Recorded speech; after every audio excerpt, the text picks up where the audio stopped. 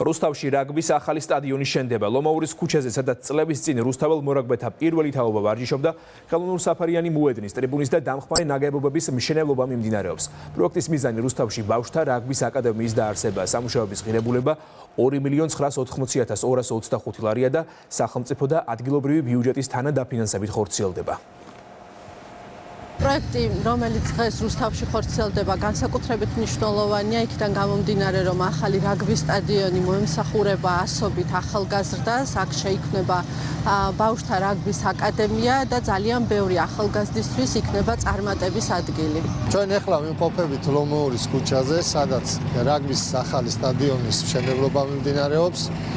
ამ სტადიონზე მოეწყობა ბავშვთა რაგბის ახალი აკადემია. ქალაქში მიმდინარეობს ბევრი ინფრასტრუქტურული პროექტი, რომელიც სპორტის განვითარებას უწყობს ხელს.